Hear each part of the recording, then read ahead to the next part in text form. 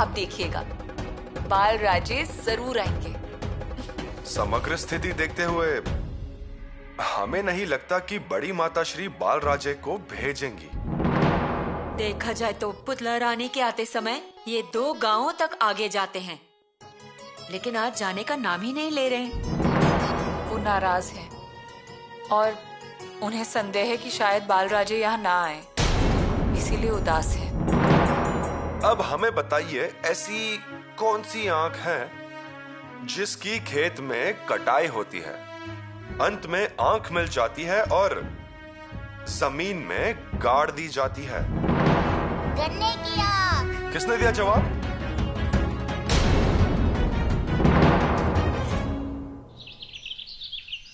हमारे अजीज दोस्त शंभू राजे की खिदमत में दिलेर खान का बेशुमार प्यार, आपने हमारा देवी माँ के लिए भेजा हुआ नारियल का तोरण कबूल किया। ये आपकी नेकदिली हमारी बेशकीमती दोस्ती का सबूत है। आपने हमारी दोस्ती को कबूल कर लिया, ये हमारे लिए सबसे बड़ी बात है, सबसे बड़ी। आपका और सिर्फ आपका दिलेर खान।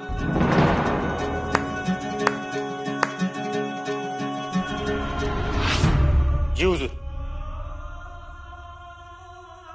ये लो, ये खलीता आज ही रायगढ़ पहुंच जाना चाहिए।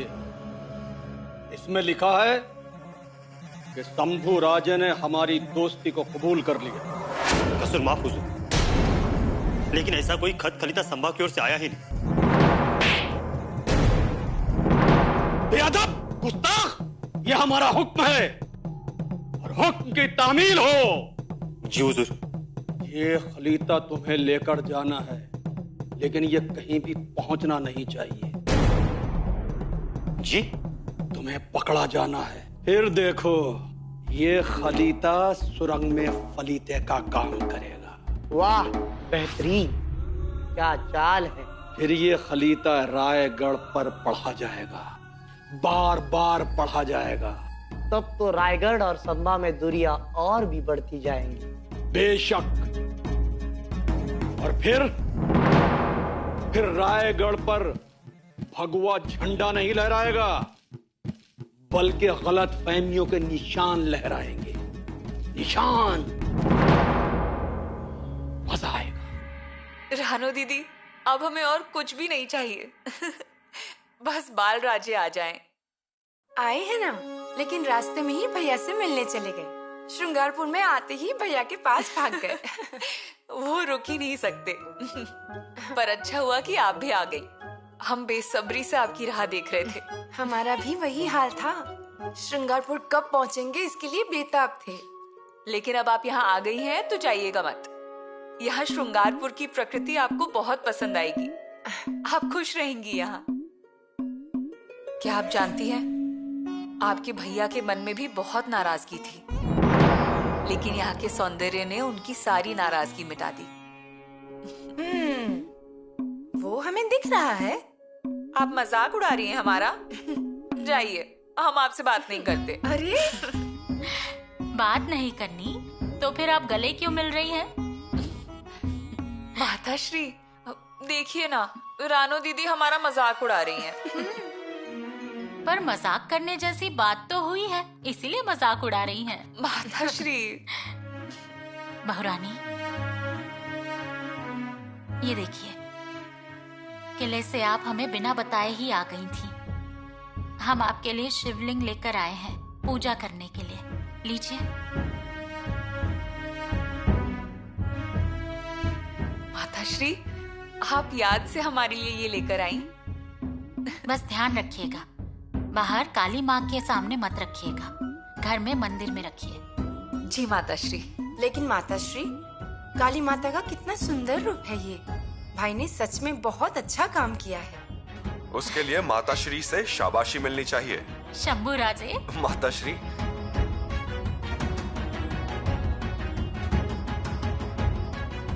सुखी भवा। भाभी। बाल राजे, सुखी भवा। हम आपसे बात नहीं करने वाले थे। बिना बिना बताए चले आए। हमसे गलती हो गई माताश्री, लेकिन आपसे विदा लेते समय बहुत तकलीफ हुई थी। गलती हो गई, माफ कीजिए।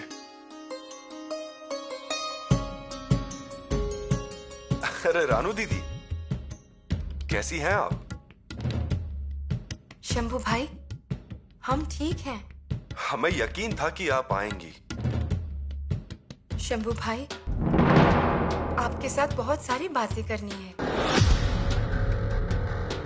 बहुत कुछ बताना है आपको। पंत, बहुत जल्द अपनी फौज जीत हासिल करके वापस आ जाएगी। पंत, जीती हुई फौज वापस आएगी। फौज फौज आएगी, फौज। मौज? कौन सी मौज? पंत, मैंने फौज कहा, फौज, जीती हुई फौज। मैंने भी तो फौज ही कहा, और क्या कहा? पंत, आपकी तबीयत ठीक नहीं है। हाँ, थोड़ा आराम कीजिए और फिर ये संदेशा पढ़िए। ये लीजिए, मैं अंबर कोठी तक जाकर आता हूं। हाँ, जाइए। हाँ, आता हूं।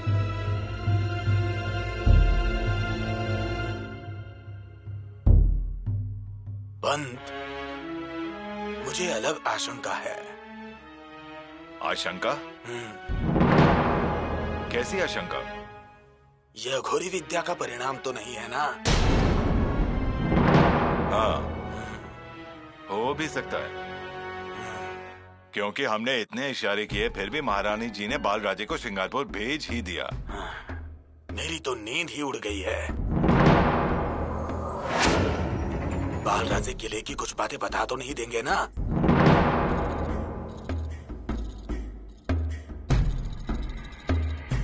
युवराज, जरा देखिए, माताश्री हमारे लिए शिवलिंग लेकर आई हैं। बहुत सुंदर है। याद से लेकर आए हैं हम। हमें तो आपकी याद आती है, लेकिन आप तो मैके आकर भूल गई हमें। नहीं रानो दीदी, ऐसी बात बिल्कुल नहीं है। लेकिन एक बात का आश्चर्य हो रहा है कि इतने दिन आप रायगढ़ के बिना रहे कैसे? आपको याद नहीं आई हमारी? आई ना, बहुत याद आई। आपका क्या, चुपचाप निकल गए ना श्रृंगारपुर के लिए? एक शब्द नहीं, कुछ बोले नहीं। सोचा क्या? इसके जिम्मेदार आपके भैया हैं रानू दीदी।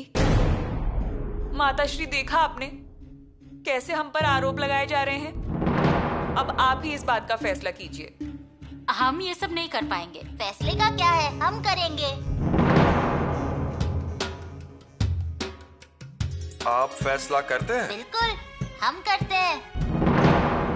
अच्छा, तो फिर ये फैसला कीजिए। माताश्री, आप यहाँ आइए। दादा साहब, अपनी तलवार दीजिए ना। तलवार? धारा बुआ।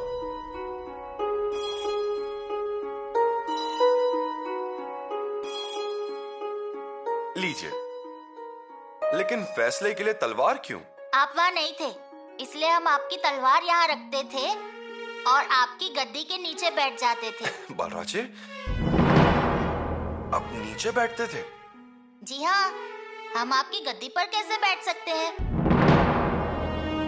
बालराजे, बैठिए।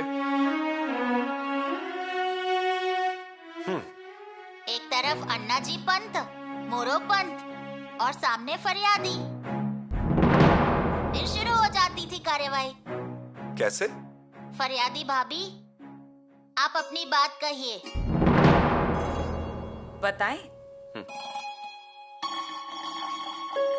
ये हमारी ननंद है और ये हमसे गुस्सा है।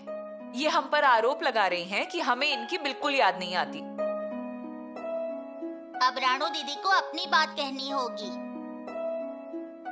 हमें तो इतना ही कहना था कि हमें हमारी भाभी की बहुत याद आ रही थी और हमारी भाभी को हमारी जरा भी याद नहीं आई। अब आप फैसला कीजिए। बालराजे, कीजिए फैसला। फैसला तो हम कर देते, पर हमें 1 हफ्ते का वक्त चाहिए। 1 हफ्ते का वक्त?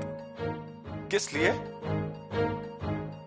क्योंकि हमें सुरनी साहब और पेशवे साहब को पूछना होगा ना।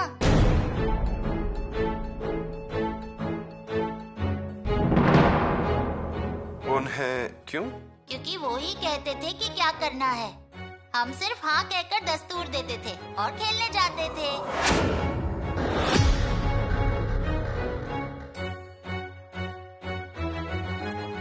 अच्छा, मतलब आपने फैसले नहीं किए।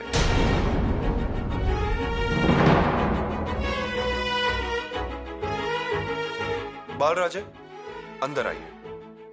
माताश्री, माफी चाहते हैं, हम अभी आते हैं। पर हमें तो बताया गया था कि बालराजे सारे निर्णय लेते थे।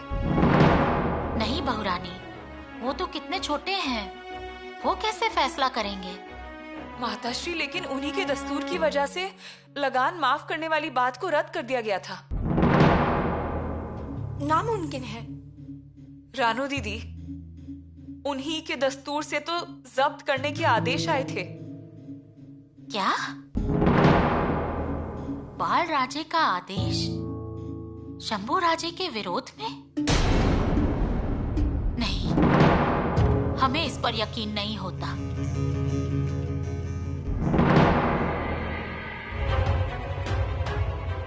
रुकिए।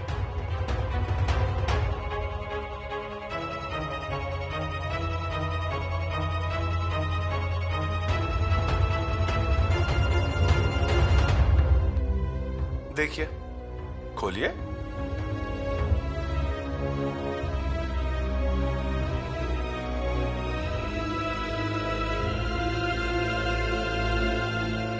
इन दोनों खलीते पर आपके ही दस्तूर है ना? पंत, मुझे आशंका है।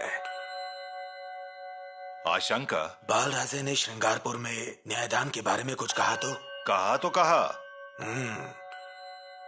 हमने उन्हें न्यायदान में नामधारी के तौर पे बिठाया था। ऐसा कोई भी कह सकता है, लेकिन वो गलत है।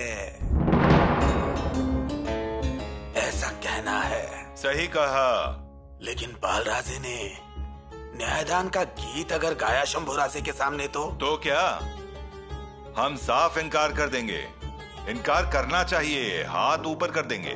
बल्कि बाल राजे की प्रशंसा करेंगे और विषय को टाल देंगे। ये अच्छी बात है। लेकिन पंत, चाहे कुछ भी हो जाए, इल्जाम हम पर नहीं आना चाहिए। ये ध्यान में रखिएगा।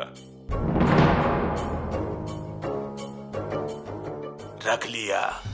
नहीं, हमें यकीन ही नहीं होता। माताश्री, हमें बताइए, बालराजे कचहरी में बैठते थे ना?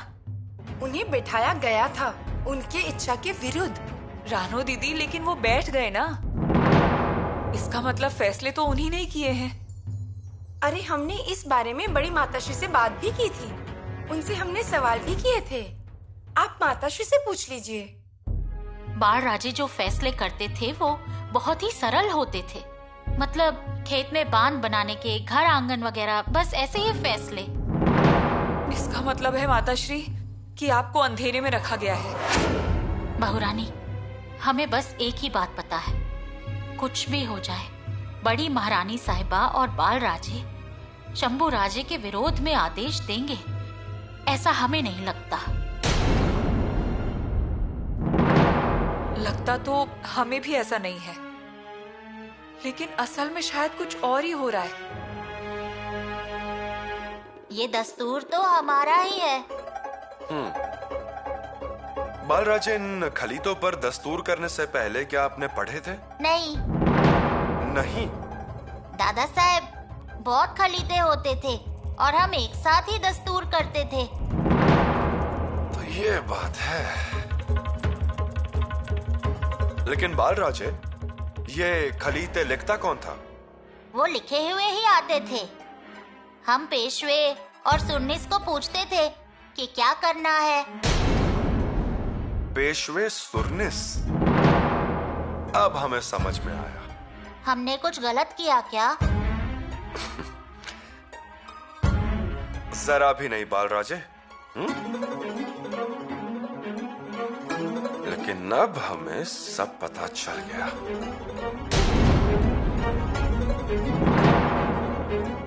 लेकिन अभी भी हमें कुछ समझ में नहीं आ रहा है। किसे समझ में आ रहा है?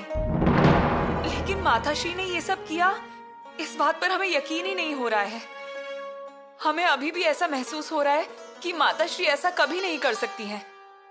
लेकिन आदेश तो उन्होंने ही दिया ना। हाँ, आदेश जरूर आए,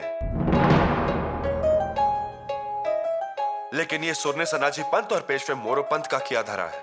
क्या? बाल राजा की बातों से हमें सब पता चल गया। सूरनीस और पेशवे? लेकिन युवराज, वो ऐसा क्यों करेंगे? उन्होंने किया है, लेकिन ये बात बहुत संगीन है। पिताश्री को ये तुरंत मालूम होना चाहिए।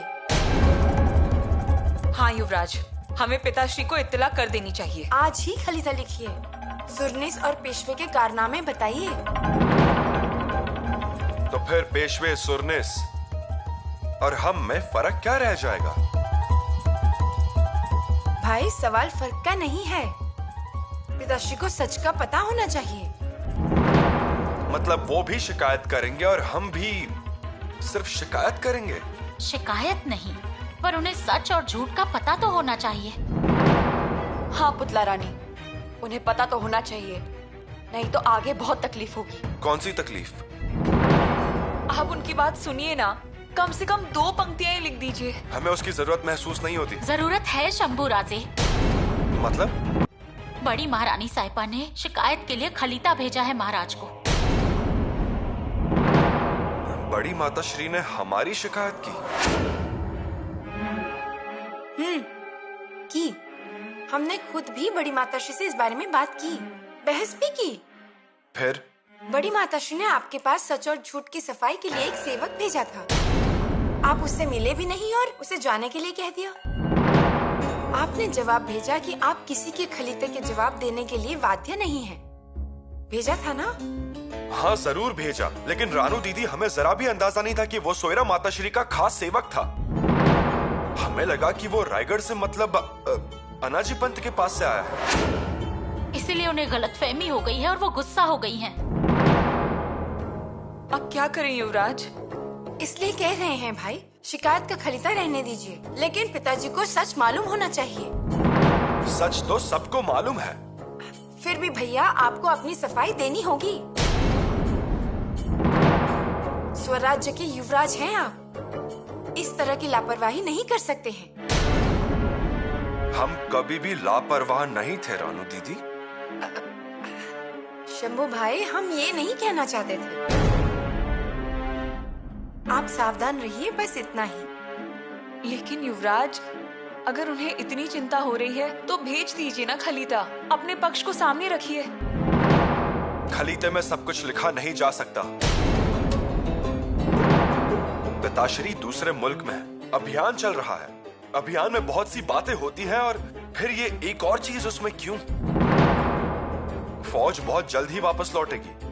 पिताश्री रायगढ़ पर वापस लौटेंगे, फिर आमने सामने बैठकर बात कर लेंगे।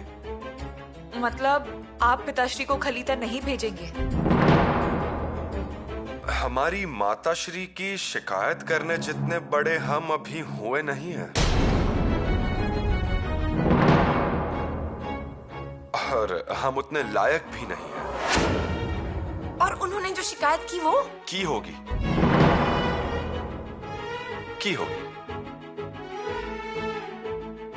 लेकिन हमें अभी भी यकीन है कि हमारी सोयरा माताश्री का मन स्फटिक की तरह निर्मल है।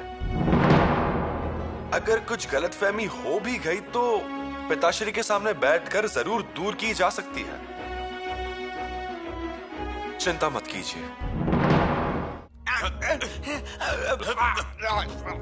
बोल कितने दिनों से ये याराना चल रहा है? अब बोलोगे या मुंह में अंगार डाल दूं? बोलो। पता नहीं सरकार। अरे इसके कपड़े उतारो और इस लाठी से इसे मारो। नहीं सरकार, नहीं। क्या हुआ? कौन है ये और कहाँ मिला? अपने पहरेदारों को मिला, संदेशा लेकर जा रहा था। कौन सा संदेशा? पढ़िए, देखिए। दिलेर खान का संदेशा।